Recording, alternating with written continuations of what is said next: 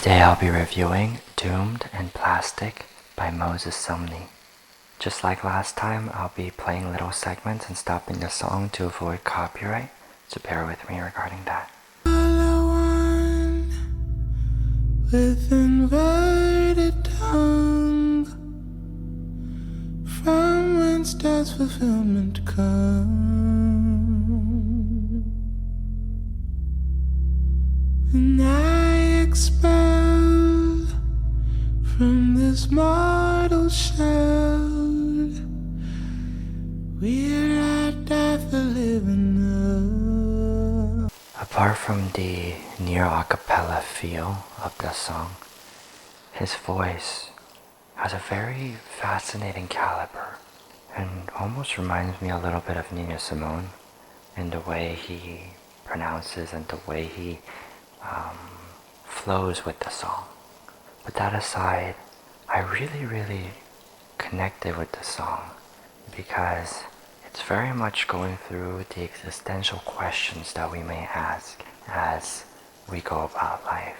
And the beginning starts immediately with a question on spirituality almost, where he says, "Hollow one, from whence fulfillment comes." He's almost talking about the spiritual being that he's almost having a conversation with through the song. But instead of calling him glorified or whatever it is, he calls it the hollow one.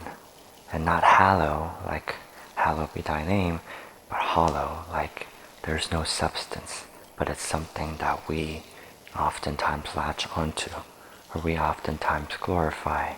It's almost tinged with that questioning of his spirituality that he has. Am I vital if not as I do? Am I doomed?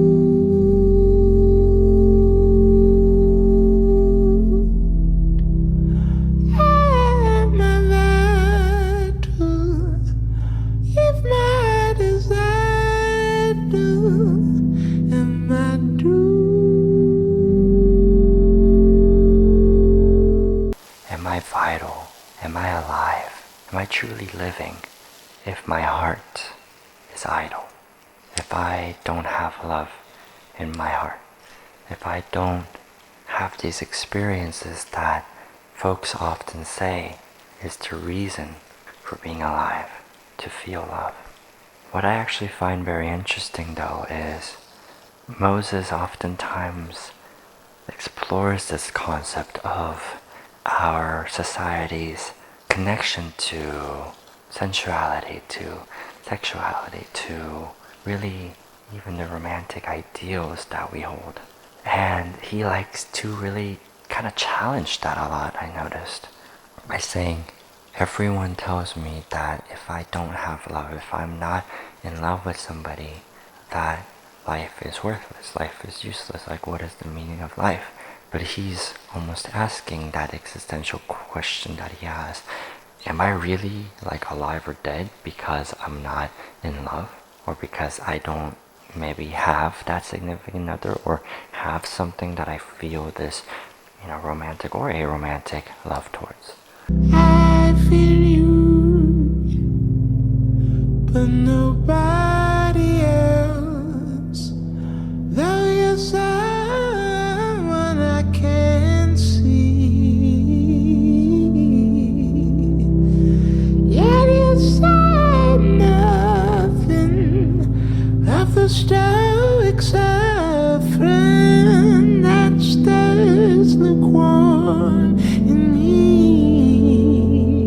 He says, I feel you, but no one else. He feels that presence, that spirituality that he's talking about, that portion. But then he says, all he hears is the silence. There's no answer. He keeps calling out for some kind of meaning or answer or purpose, but there is no answer. I think what I really love about this is it's almost a dialogue that he is having to this kind of spiritual ideal that he was either raised with or believed in. And what's really interesting is the fact that there is no answer from the other side.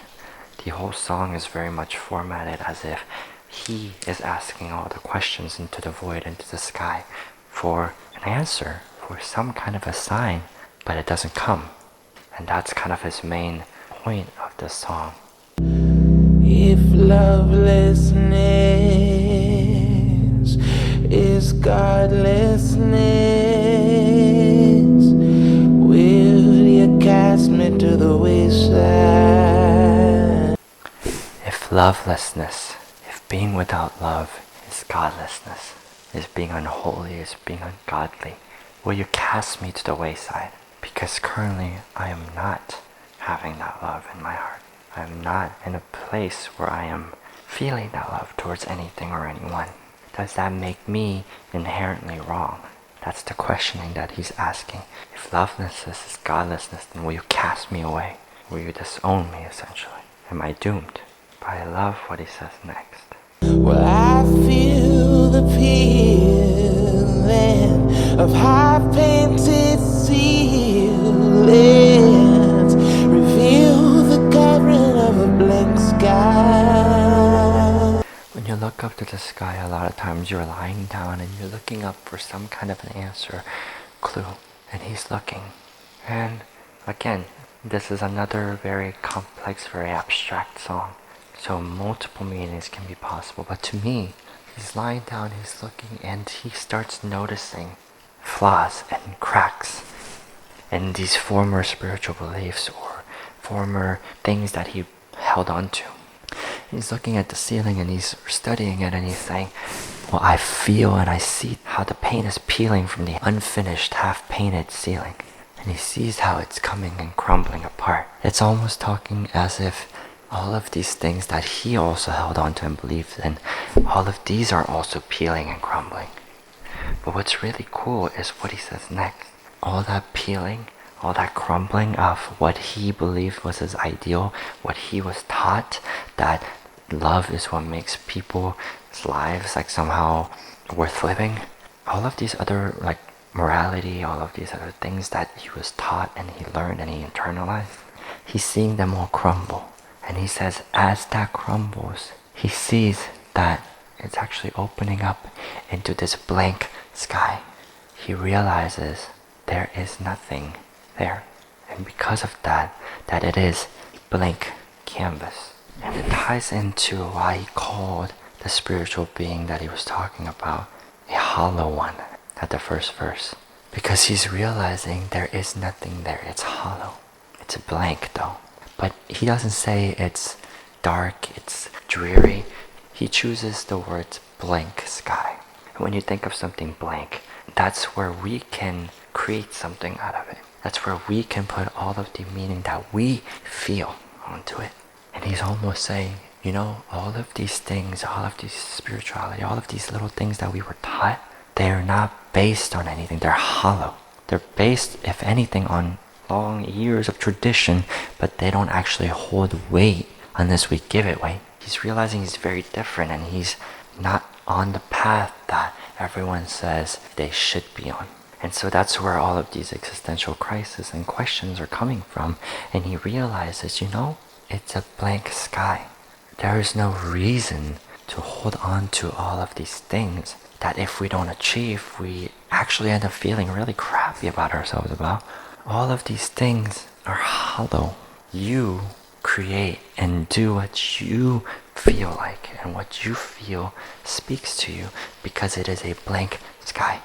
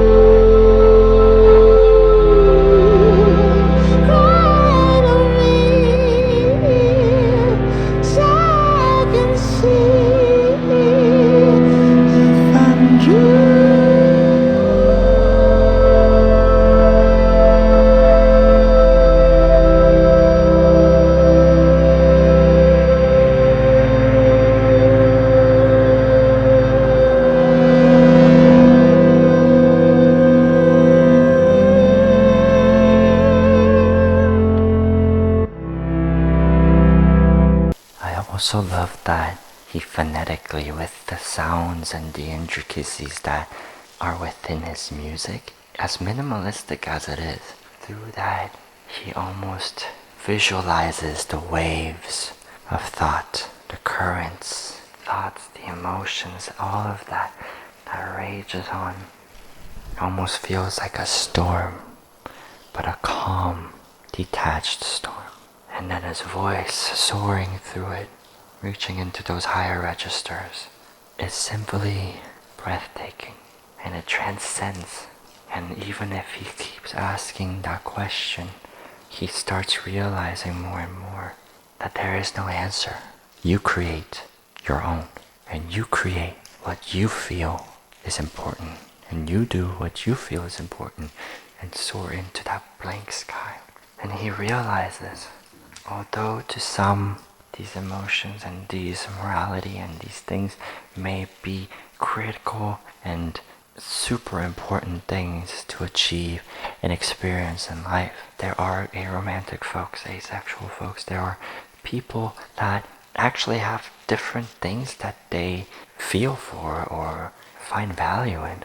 And he's almost validating and explaining that too, that, you know what, it's okay if you aren't necessarily in love or feel love or aren't romantic or whatever it is. You're not doomed. And that's what I love about this song, is it's very complex. It captures that wave of just uncertainty and questions, but at the same time, it also acknowledges that, you know what, it's a blank sky. Nothing is there. So don't worry too much. Do what you feel inclined to, and don't feel like you need to be pressured into doing things you're not inclined to. And that's okay. You can still soar and fly.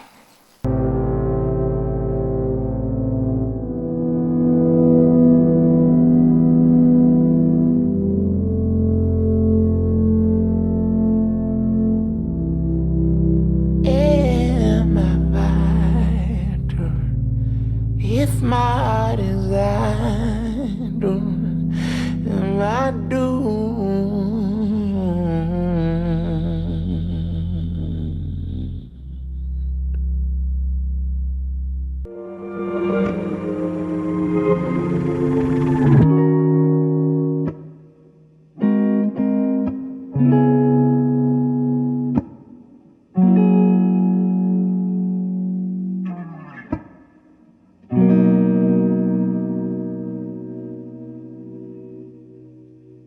I know what it is to be broken and be bold.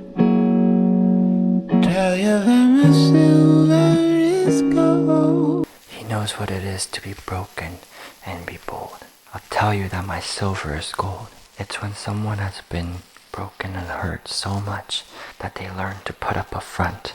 They learn to be like, oh, everything's fine, like I'm actually this grand thing. Putting up these golden facades, essentially. It's very much a very honest song where he talks about his insecurities. Through these past hurts, he's never fully processed that yet. He is building up these false personas and false image and ideals of himself to impress other people, when in reality, deep inside, he's still broken. He's still very much not this shiny, powerful image that people see outside. Much too old for make-believe, and I know what it's like to be whole and not be held. He also understands, and he's seeing through his facades he creates, saying, you know, I'm fine, I'm perfect, I'm doing well. All of that false facades he's creating in order to hide his insecurities and his brokenness. He's also starting to realize that and say, you know, I understand that you can see through it too, like the other people can see through it too. It's very much a internal and external dialogue that he's having, and where it's almost self-reflecting and it's becoming introspective and talking about himself and realizations that he's coming to, but not necessarily with a resolution. It's more, he's starting to understand it. And I think this next line is so beautiful. I know what it's like to behold, but not be held. He knows what it's like to watch others and really behold them, whether it's romantically or not, whatever it is, but to be like, wow, they have all of these things and they're so beautiful, whatever it is, to behold and be awestruck by it, but also not have that reciprocated. He knows what it's like to not be held, to not be loved, to not be wanted. From the house down the confed, seems satisfied cause it's swollen, and you caught me. It's funny how a stomach unfed can feel full because it's swollen. It's kind of an unfortunate imagery he's using, but when someone starves so much, their stomach actually starts to bulge out because of the acidic reflexes inside when it's not fed.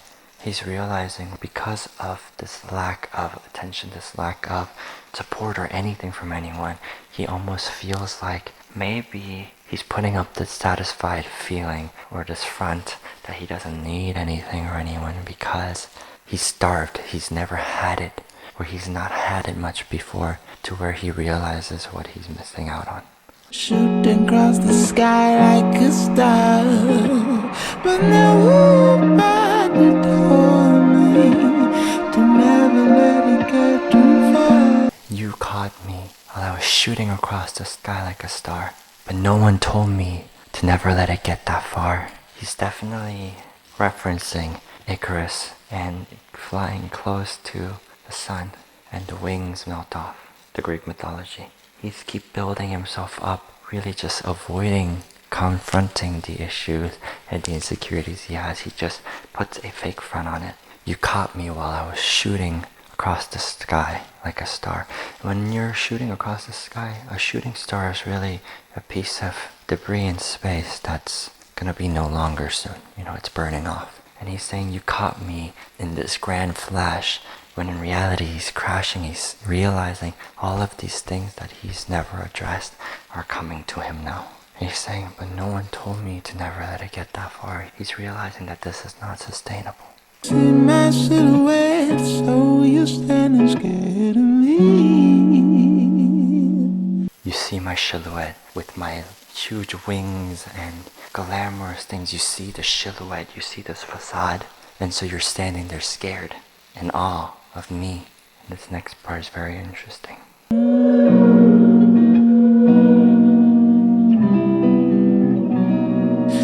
Can I tell you a secret? You're scared because you see this glorified image that I've created, this facade I've created of me. But can I tell you a secret? It's where he's starting to open up about this. And he's starting to be honest. And he's realizing, you know what? I'm tired. I'm done with this. I'm done with trying to create a facade that I'm fine, that I have everything I need, that I'm somehow gold when I'm silver. He's done with that. And he says, you know what?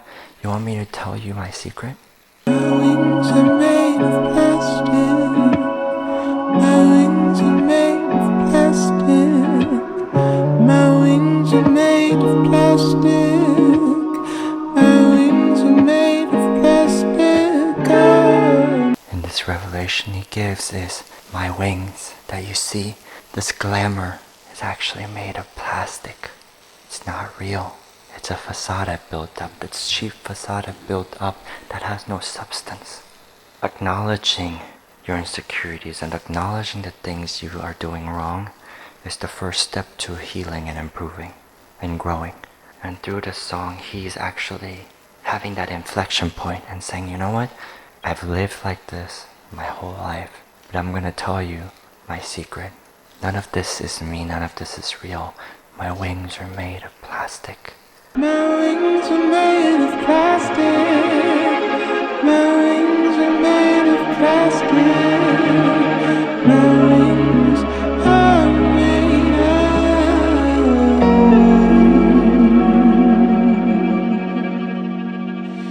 And so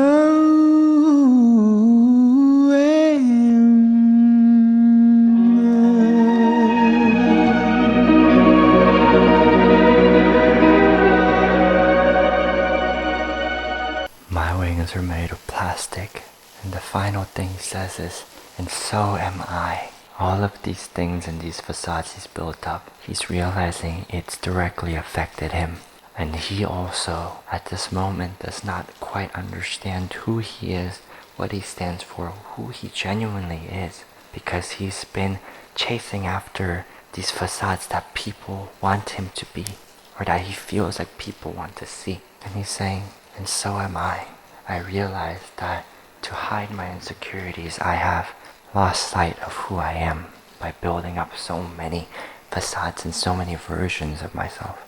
Having moved so much when I was younger as well, I can really resonate with that, because when I went to a different school or location, every time there's different kind of culture that you get accustomed to. And especially growing up, a lot of times people want to conform, people want to feel like they belong. Just like he said, it's very easy to start creating these different facades that you feel other people will like you for. And similar to what I'm going through now, he's realizing, all of these things, these are not genuinely him. And when you recognize that, as dark of a song as it might sound, to me this is actually a very positive place to end. Because if you don't recognize it, if you don't admit it out loud, it's hard to move past your insecurities. Acknowledging is the first step to moving and healing and growing. And he is saying it out loud, you know what? My wings are made of plastic and so am I. I realize that I don't know who I am. But because of that, it opens up this blank canvas, similar to the last song, this blank canvas where he's realizing, but I'm gonna try my best to be authentically myself now. To really try and understand, who am I? What do I stand for? What do I believe in? Not what other people want, but what do I believe in and find purpose and passion and meaning in. I'd like to leave you guys with this note. It's okay to not connect or feel the need to do the things that society or other people tell you that you should be doing. That doesn't mean there's anything wrong with you. It is a blank sky, it is a blank canvas. Don't feel like you need to build up these facades in order to please other people. And in reality, all of these things are hollow. If you do that, there's going to be a point where you realize you turn around and you don't even know who you yourself are anymore. And I felt that myself, so I understand that completely. And basically, the biggest thing I would challenge is, if you find and acknowledge that you may have built up these facades, you may have lost sight of who you authentically are, that's okay. Take a moment, acknowledge that. And the important thing is not whether you lost sight of it, but the important thing is, well, if you realize you have, what are you going to do about it? What's your next step? And if you take that understanding and you really push yourself now to find out, who are you genuinely? What do you believe in? To really find and lay to rest and come to terms with those insecurities and those things that you struggled with so long and built those facades on top of to not address. As long as we push ourselves to really head on face those things, then that is a much more powerful experience than if we hadn't. And the biggest thing is, don't lose hope of that. It's never too late, and we can always rebuild ourselves. Thank you guys so much for sticking around with the whole video again. And if you guys have any kind of input you'd like to give, or any kind of feelings that you've also felt before, feel free to comment them in the comments below. I love to read and talk about them as we have time. Hope you guys have a great rest of your day, and see you guys at the next video. I love you, Aquarians.